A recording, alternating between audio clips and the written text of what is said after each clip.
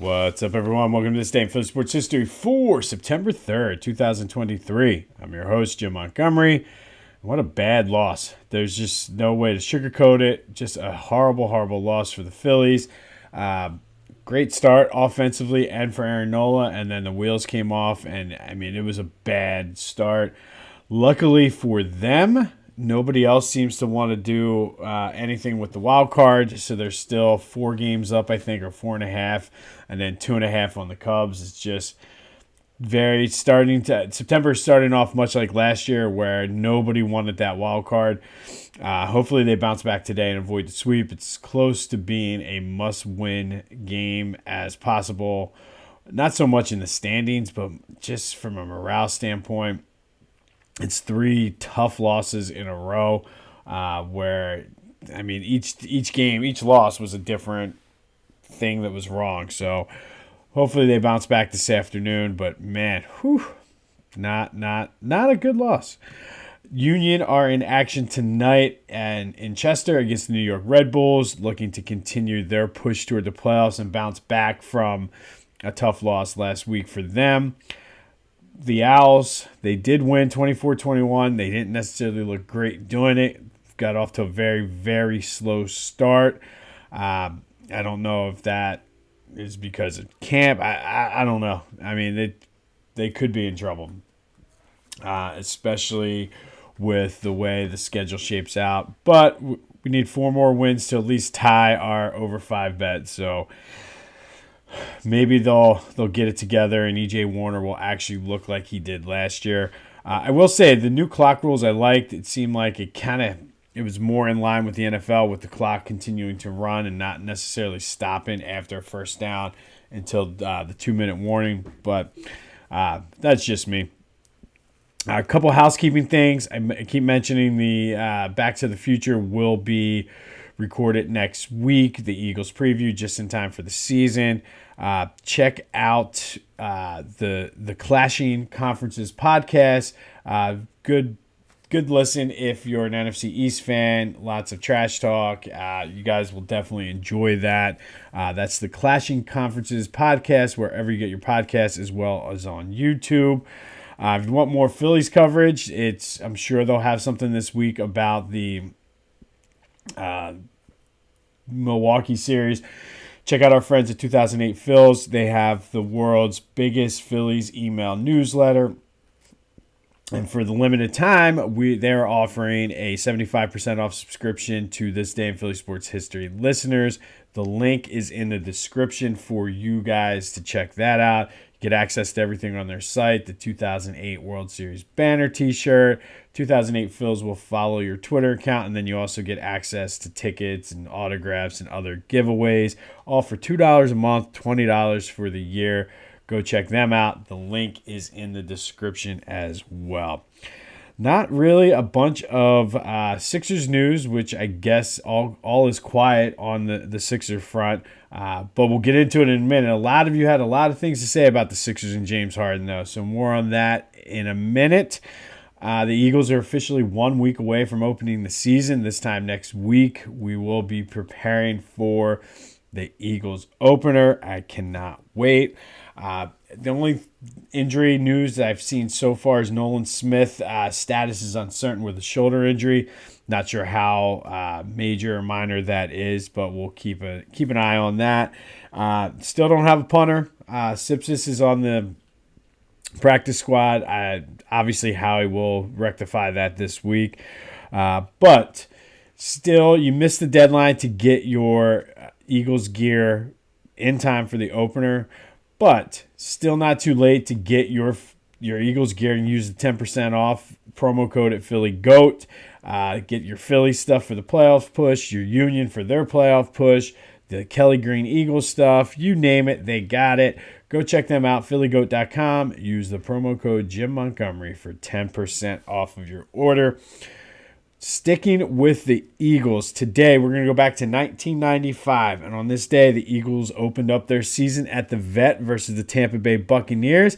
They suffered a 21-6 loss. It was the first game for new head coach Ray Rhodes, as well as prized free agent acquisition Ricky Waters.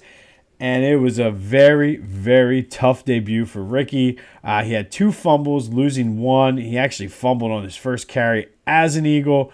Couldn't get much going, 17 for 34. He did have 5 catches for 34 yards. But the crowd was mercilessly booing him throughout the game. They were calling for Charlie Gardner. He famously alligatored arm a pass over the middle that would have given them a first down and extended a drive. When asked about it in the post-game press conference, he said, "For who, for what?" The famous line. Did not necessarily endear himself to Eagles fans on day one. Did have a pretty decent season, though, and Eagles fans grew to love him because we finally had a running back. But he ended up with almost 1,300 yards, 11 touchdowns, and made a Pro Bowl that year. The Eagles did go 10-6, made the wild card. They had that big win, that night game at the Vet over the Lions in the wild card round before losing to the Cowboys. This was also Randall's last season, who he ended up being benched at one point that season for Rodney Peete. But the story was Ricky Watters not necessarily making the debut that he wanted or the impact he wanted on Eagles fans, getting booed, and famously saying he did not stretch out for who, for what. He's later since backtracked and whatnot, but not a good start for Ricky Watters and the Eagles in the 1995 season, losing to Tampa Bay 21-6 at the Vet. All right, before we get into today's Who Wore It Best, let's recap yesterday's. And oh man, did you guys have a lot to say about this one? Yesterday was number 1. Some of the comments I got were great. I had one person who said they'd rather have Big Shot wearing number 1 over James Harden. For those of you who are a little bit younger, go look up Big Shot. It was the Eagles or the Sixers' old mascot. Think bald-headed fanatic with. Just go check it out. You won't be disappointed. But he wore number 1. So somebody said they'd rather Big Shot. Somebody else said anyone but Harden. And we had one ew. Just ew. So not many Harden fans. However, Harden did come in. He was last place with number 1 with 9% of the vote, believe it or not. Jalen Hurts was next with 18%. Richie Ashburn had 27%. And who wore it best, number 1 in Philly? You guys said it was Bernie Parent. I cannot disagree with that. I told you yesterday it came down to me for Parent or Ashburn, and I think the vote is exactly the way it should have been. James Harden probably got more. I would have rather Big Shot get 1 extra vote, but it is what it is. So Bernie Parent is our Who Wore It Best number 1. I will be recapping these as we go, so stay tuned for that. All right, today, in honor of Ricky Watters and for who, for what, we're going to look at the number 32. And other than Ricky Watters, who did not make our final competition for this one, Ricky Watters, borderline Hall of Famer, still after only played 3 years, is number 7 all-time on the Eagles' all-time rushing list. But I could not include him for this competition. Other notables currently, there's only 232s in Philly sports right now. You'll see why in a minute, and that's Reed Blankenship of the Eagles and Felix Sandstrom, goalie for the Flyers. Michael Lewis wore 32, James Joseph. Charles Barkley did for 1 year in 1992 in honor of Magic Johnson when he found out he was HIV positive and retired. Craig Berube and Robin Czechmanek all wore number 32. But today, there are only 2 number 32s that make the cut for Philly sports. You tell me who wore it best. First up, we have Steve Carlton, lefty, who is a Hall of Famer. His number 32 is retired by the Phillies.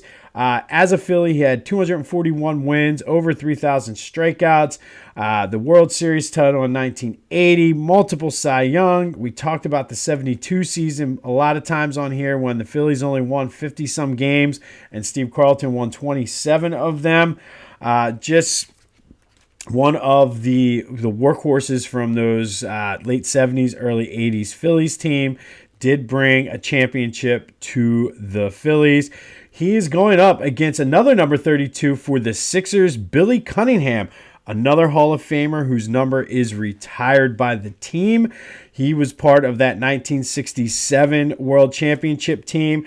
For his career in Philly, he averaged 20 points a game, 10 rebounds per game.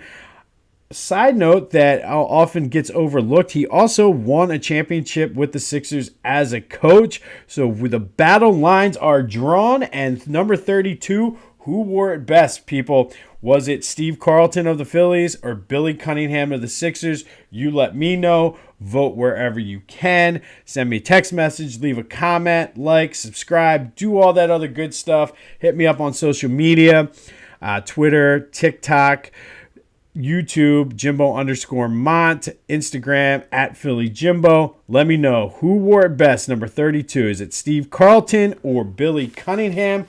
All in honor of Ricky Waters, who on this day back in 1995 had a rough debut for the Eagles and famously said, "Why?" when asked why he didn't stretch out for the ball, for who, for what? Well, there you have it. So, be sure to check out our friends at the Clashing Conferences podcast, Philly GOAT, as well as 2008 Phils. Let's hope, speaking of those Phils, they get back on the winning track tonight. Go enjoy your day. It's a holiday weekend. Be safe out there.